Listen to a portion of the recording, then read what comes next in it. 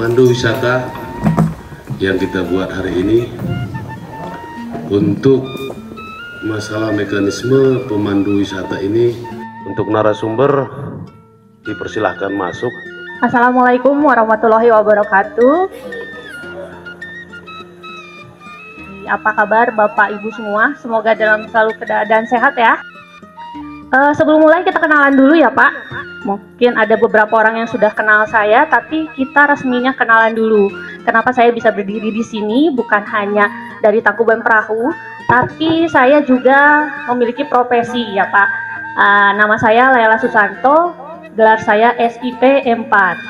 SIP-nya itu Ilmu Politik dan M4-nya adalah Magister Pariwisata. Pekerjaan saya itu, edukasi dulu. Saya lulusan SIP-nya itu dari Universitas Pasundan Bandung dan magisternya adalah di Institut Teknologi Bandung. Pekerjaan saya selama ini saya sudah hampir 13 tahun di PT Graharani Putra Pesada Group sebagai staf pengembangan. Saya juga sebagai dosen pariwisata di Politeknik Bisnis Mayasari, Tasikmalaya. Selain itu juga saya jadi instruktur sektor pariwisata. Sekarang saya dipakainya di Kabupaten Pangandaran. Saya mempunyai sertifikasi profesi BNSP di kepemanduan wisata. Kenapa pentingnya seorang pemandu wisata bagi sebuah objek wisata atau sebuah daya tarik wisata? Ada yang tahu Pak? Bapak-bapak gaet mungkin? Pak? Kenapa pentingnya seorang pemandu wisata bagi daya tarik wisata? Assalamualaikum warahmatullahi wabarakatuh. Maaf, saya juga grogi Bu ya. Nama saya Ayi, dipanggil Berry. Dalam arti pemandu itu jadi memberikan informasi yang pertama, yang kedua pengunjung itu bisa mengetahui area taman wisatanya, lebih ke objek daya tariknya dan lebih memahami. Sepertinya misalkan kalau saya mungkin di ekowisata baru-baru ini ya, ketika ada pengunjung ada yang ingin tahu nama tumbuhan, itu contoh hal kecil. Jadi mereka itu selain wisata itu membawa ilmu. Intinya itu. Yang kedua itu lebih mereka juga lebih membutuhkan dan kita di sini pemandu saling lebih ke arah pelayanan Bu.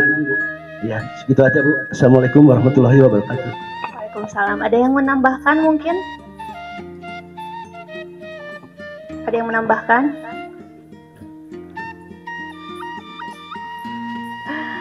Seperti yang tadi Mas Berry jelaskan ya, memang seorang pemandu wisata itu sangat penting bagi sebuah daya tarik wisata. Kalau kami orang pariwisata nyebutnya daya tarik wisata, bukan objek ya, objek wisata. Jadi kami nyebutnya DTW. Penting banget, kenapa? Karena seorang pemandu wisata itu merupakan frontliner, jadi muka dari sebuah daya tarik wisata. Kenapa hal itu? Yang berhubungan langsung dengan wisatawan adalah pemandu. Jelek atau baiknya sebuah tempat wisata dan juga pelayanan itu tergantung dari seorang pemandu.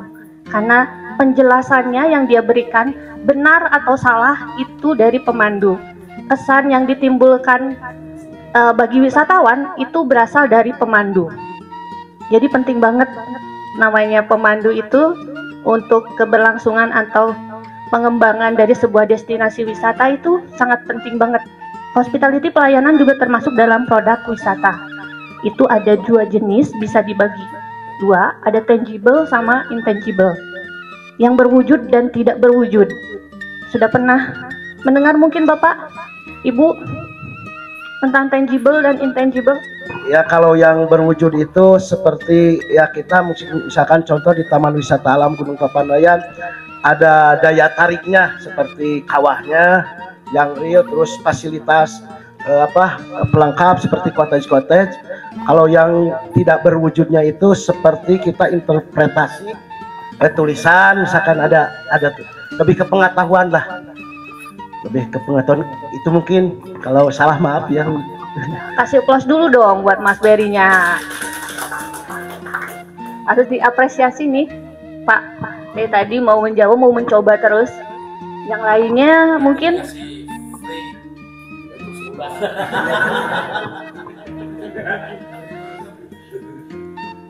ya betul ya, untuk tangible itu nyata bentuknya ada.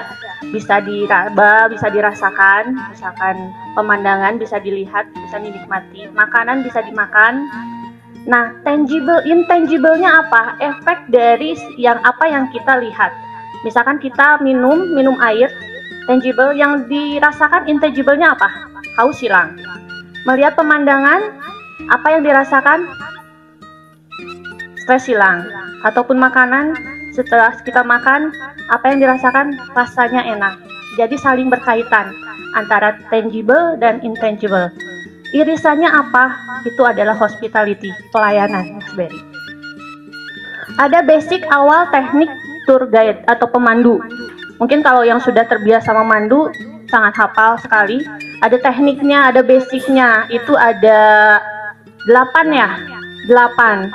Ada preparation, public speaking, ada communicating. Public speaking adalah teknik bagaimana kita berbicara kepada audiens atau pada wisatawan.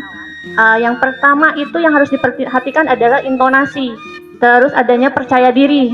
Menurut Bapak Ibu, saya percaya diri nggak? Percaya diri, kepaksa ya Pak, jauh percaya diri. Padahal saya grogi dari tadi.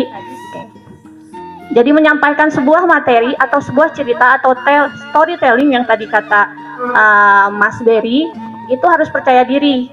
Jadi si wisatawannya juga percaya apa yang memang kita sampaikan. Walaupun cerita legendanya kita bohong sedikit, kalau kita menyampaikannya percaya diri, itu wisatawan akan, oh bener, karena yang menyampaikannya juga percaya diri gitu, berarti benar. Dijelaskan apa yang Mas Yusuf ketahui. Di sini kan jenis wisatanya ekowisata ya. Jenis wisatanya seperti apa, atau misalkan kegiatan ekowisatanya seperti apa. Assalamualaikum warahmatullahi wabarakatuh. Untuk semuanya mungkin ini yang saya pahami Bu ya. Bagi yang paham mungkin nanti bisa menambahkan. Di sini menurut sejarah Bu ya. Kalau menurut saya di sini tentang apa yang diceritakan itu tentang hal kejadian atau papandaian dimulai tanggal atau tahun kejadian papandaian itu bisa ada letusan ataupun tentang ekowisata yang ada di Papandayan ini, mungkin kami beritahukan terhadap para pengunjung ataupun wisatawan yang memang dia selalu bertanya tempatnya di mana ataupun fasilitasnya seperti apa.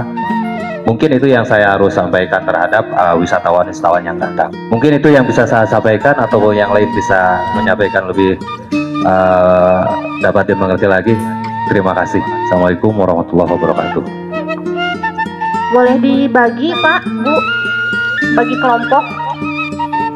Mau dibagi kelompok silahkan. Berapa orang ya? 6 orang boleh.